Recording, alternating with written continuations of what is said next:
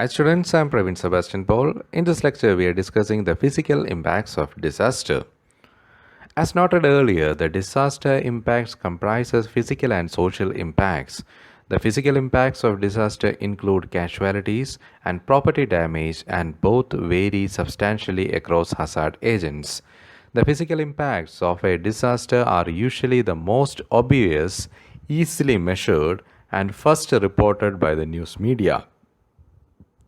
When we come to the physical impact, the first thing to be discussed is the casualties. According to studies, hurricanes produce 16 of 65 greatest disaster of the 20th century. That means in terms of death, and the greatest number of death from 1947 to 1980. Earthquake produced 28 of greatest disasters and 4,50,000 deaths, whereas flood produced 4 of the greatest disaster and 1,94,000 deaths. Other significant natural disasters include volcanic eruption and with 9 of the greatest disasters and 9,000 deaths, landslides with 4 of the greatest disaster and 5,000 deaths, and tsunamis with 3 of the greatest disaster and 5,000 deaths.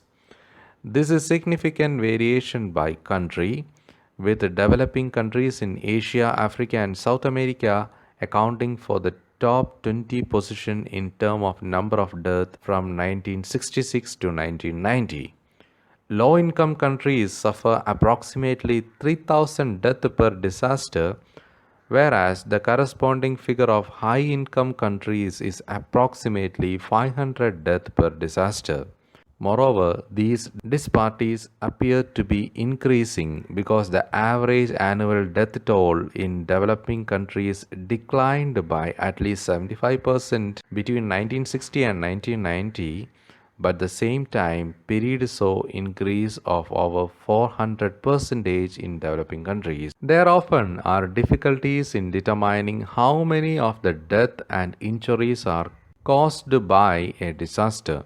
In some cases, it is impossible to determine how many persons are missing, and if so, whether this is due to death or unrecorded relocation. The size of the error in estimates of disaster death toll can be seen in the fact that for many of the most catastrophic events, the number of deaths is rounded to the nearest thousand, and some even are rounded to the nearest 10,000.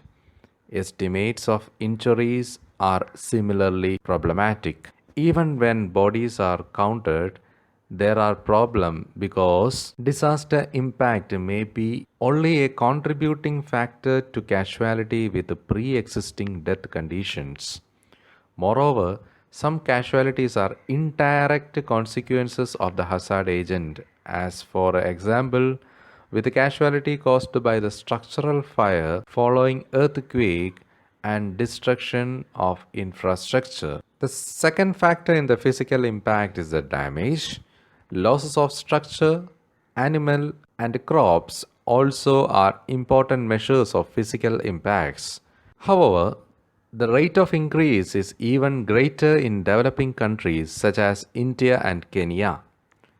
Such losses usually result from physical damage or destruction of property, but they also can cause by loss of land used to chemical or radiological contamination or loss of the land itself to subsidence or erosions. Damage to the building environment can be classified broadly as affecting residential, commercial, industrial, infrastructure, or community services sectors. Moreover, damage within each of these sectors can be divided into damage to structures and damage to contents. It is usually in the case that damage to contents result from collapsing the structures. Because collapsing buildings are a major cause of casualties as well, this suggests that strengthening the structure will protect the content and occupants. However, some hazard agents can damage building contents without affecting the structure itself, like earthquake striking seismically resistant building whose contents are not securely fastened. Thus, Risk area residents may need to adapt additional hazard adjustments to protect contents and occupants even if they already have structural protection. Perhaps the most significant structural impact of a disaster on a stricken community is the destruction of households' dwellings. Such an event initiates what can be a very long process of disaster recovery for some population segments. The next step is a temporary shelter, which includes food preparation and sleeping facility that usually are sought from friends and relatives or are found in commercial lodgings, although mass care facility in school or church auditoriums are acceptable as a last resort. The third step is temporary housing, which allow victims to re-establish household routines in non-preferred location or structures. The last step is a permanent housing, which re-establishes household routines in preferred location and structures. As in the case with estimates of casualties, estimate of loss of the built environment are prone to error. Damage estimates are most accurate when trained damage assessor enter each building to assess the percentage of damage to each of major structural systems and the percentage reduction in market valuation due to the damage. Early approximate estimate are obtained by conducting windshield survey in which trained damage assessor drive through the impact area and estimate the extent of damage that is visible from the street or by conducting computer analysis using some softwares.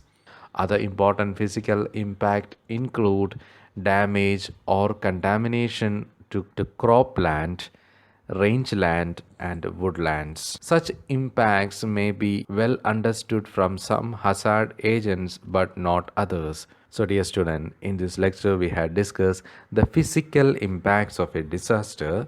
So, dear students, kindly go through this assignment question.